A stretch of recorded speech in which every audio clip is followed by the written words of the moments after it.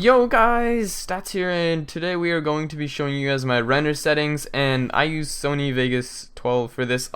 So before we actually go into the render settings, I'm going to go ahead and tell you guys what you guys are going to need before you guys actually watch this video. So I recommend, well, this is what I use. I use Real Smart Motion Blur, so RSMB, external third-party plugin. I use Sony Vegas 12. You guys need to purchase all these things or somehow get them. And I also use Magic Bullet looks, and yeah, there's a million ways to get these. You guys can search online and find out how to get these if you choose to. And yeah, let's go ahead and start this render settings video. I use Sony Vegas 12, like I said. Let's go ahead and get this clip in here, and let's go ahead and start with what I do.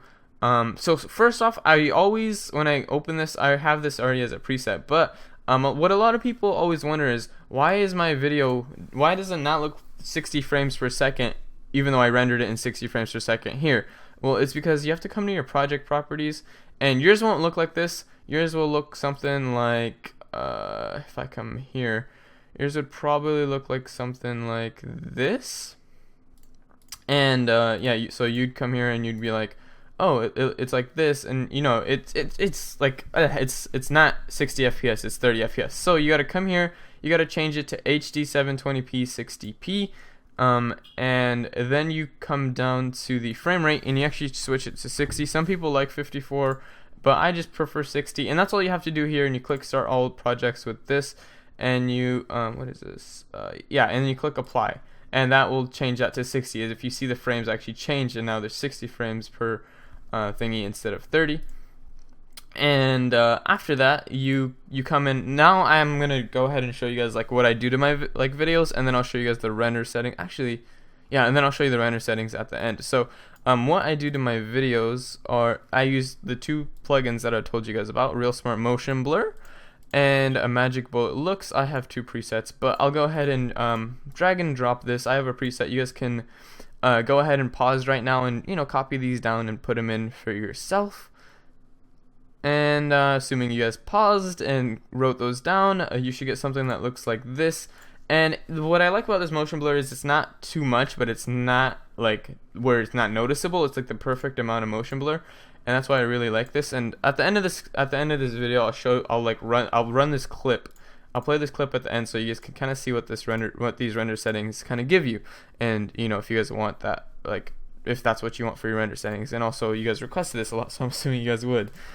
So then I go ahead and go to Magic Bullet Looks, and I add this only when I use RSMB because I feel like motion blur takes away a little bit of contrast. Also, just a note, you guys will need a very decent PC if you guys are going to be using motion, or you guys are gonna need a lot of extra time, I guess, because like I have a pretty good computer, and rendering with motion blur for like 11-minute video takes like 5 hours. It takes a long time, but I really think it's worth it because it's the quality that counts. And I don't know, I prefer quality over like stuff. But sometimes you'll see I don't have motion blur in my videos because I don't have enough time to render it with motion blur. So that might be the case for you. You know, motion blur just might not work out for you, but you know, it's completely fine. You guys can still use this Magic Bullet look thing, and it doesn't add any render time at all. So you want to go ahead and come down to the techniques, and you want to add local contrast, and this will give it a nice little contrast that makes it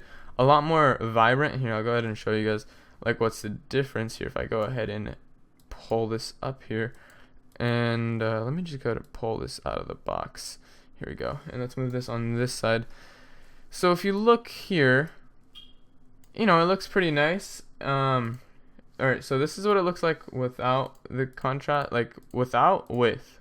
It gives it a nice little like touch up, and I think it makes the video just look a lot better. So I also add that to my videos, and then after that I come here and I go properties, and I disable resample, and I take off maintain aspect ratio. And the reason I do that is because if I record without being full screened, I get these black bars, and it makes your video fit the screen pretty much. And I disable resample because it's this very disgusting like motion blurry kind of wannabe Sony Vegas thing. So yeah, that's what I do. And now let's go ahead and go to the render settings. So usually you guys will have like this, you guys would probably render in that, and you'd be like, oh, what the heck, why is it not 60 FPS? Well, because you kind of have to customize the template. So you want to click customize template. You want to find Internet HD 720p under the main concept tab, and then you want to go ahead and come over here. Oh shoot, what the heck, hold up, let me cancel this real quickly. Alright, and you want to go ahead and come over here to Internet HD 720p, click customize, and you come here, and your profile, you want to change that to height, and then after that you see frame rate, you want to change that to 60, and you want to untick this right here, and come to your variable bit rates, and you want to change these both to 20, and this will make your video look a lot nicer. And after you do all this, you guys can, you know, if you guys have a nice, what do you call it, a lot of video card power, you guys can enable OpenCL and CUDA, and CUDA processors are only video cards. I don't know what OpenCL is exactly, but I know CUDA is a video card thing. So if you have a really strong video card, stronger than your CPU, I'd recommend using CUDA, but I have a stronger CPU, so I keep it on CPU.